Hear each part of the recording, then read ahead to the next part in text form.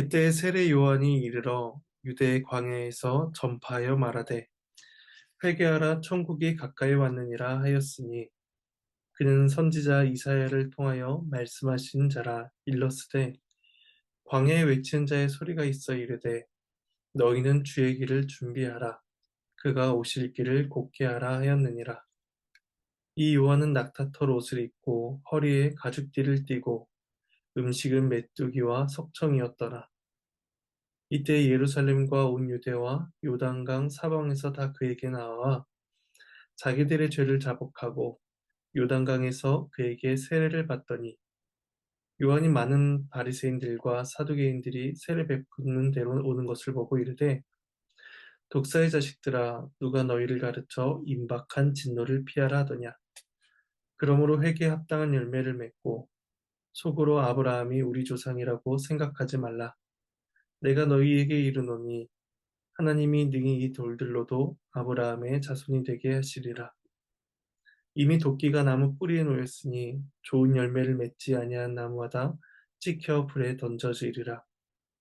나는 너희로 회개하게 하기 위하여 물로 세례를 베풀거니와 내 뒤에 오신 이는 나보다 능력이 많으시니 나는 그의 신을 들기도 감당하지 못하겠노라. 그는 성령과 불로 너희에게 세례를 베푸실 것이요 손에 키를 들고 자기의 타작마당을 정하게 하사 알곡은 모아 곡간에 들이고 쭉정이는 꺼지지 않는 불에 태우시리라. 하나님의 말씀입니다. 하나님께 감사합니다. 네, 예수님께서 공생의 사역을 시작하시기 전에 세례 요한이란 인물이 등장해 이스라엘을 향해 외쳤습니다. 회개하라, 천국이 가까이 왔느니라.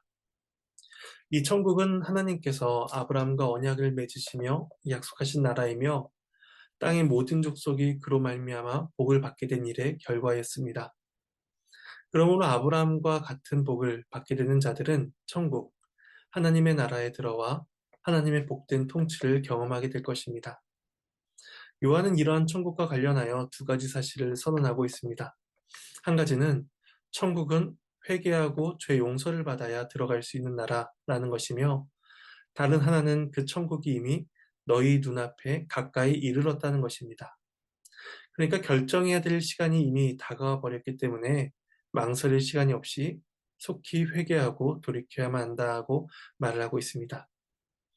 이러한 요한의 외침은 예수님의 사역을 예비하는 것이었으며 예수님의 공생의 사역을 특징적으로 보여주는 표현이기도 했습니다.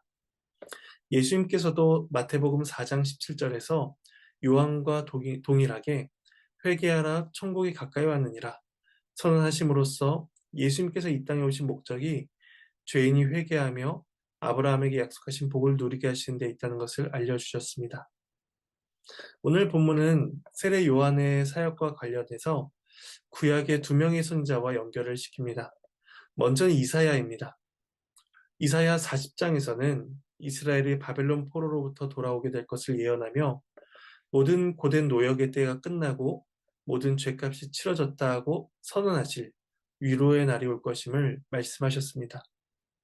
마태는 이 이사야 40장의 말씀을 세례 요한의 그 사역과 적용해서 그가 주의 길을 예비하여 주님의 오실 길을 곧게 한 자로 부름을 받았다고 알려줍니다.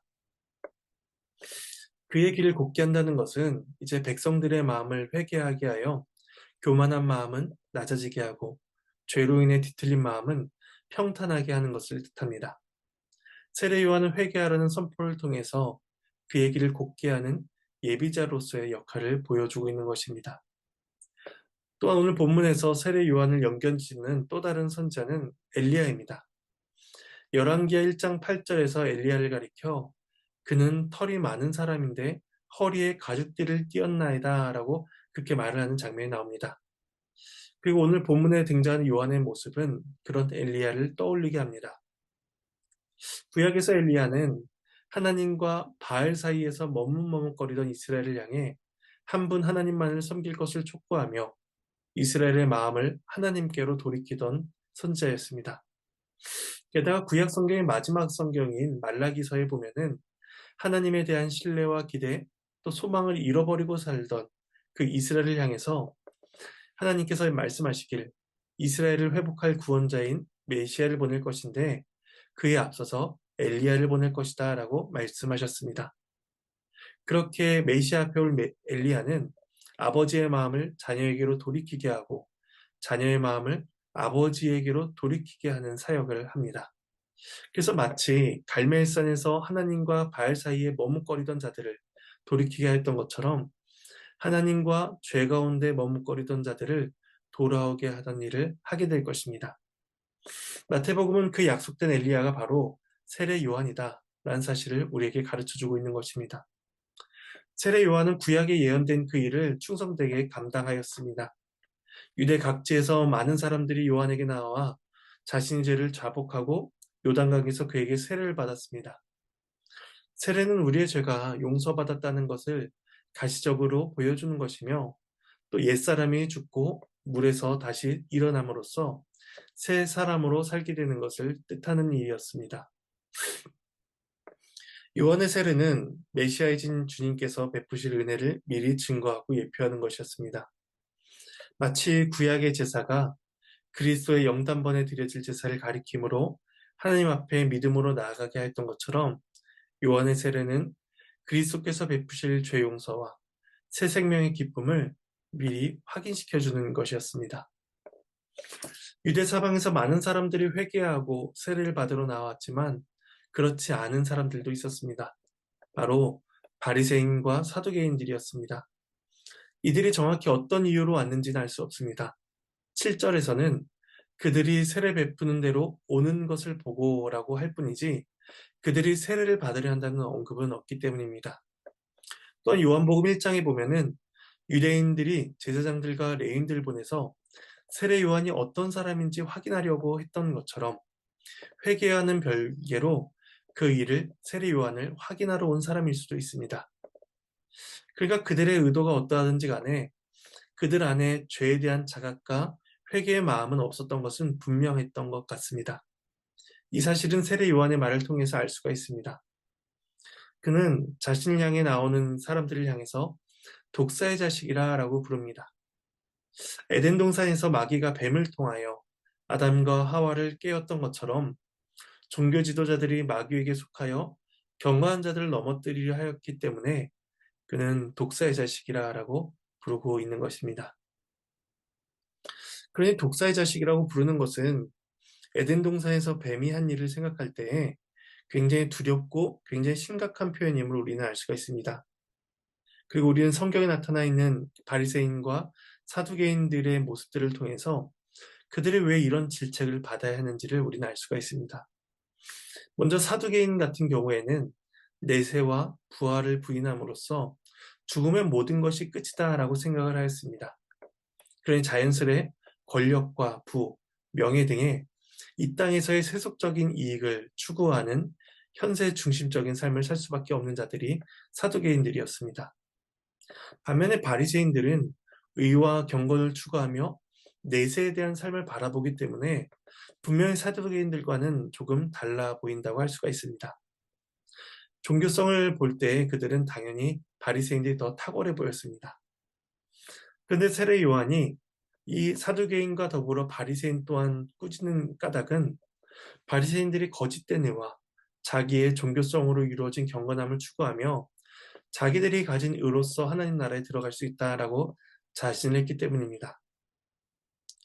또한 그들의 자세는 9절에서 말씀하고 있듯이 그들은 자신들이 아브라함의 육체적 혈통을 가지고 태어났다는 사실 하나만으로 구원의 특권을 누리고 있다라고 생각을 하였습니다.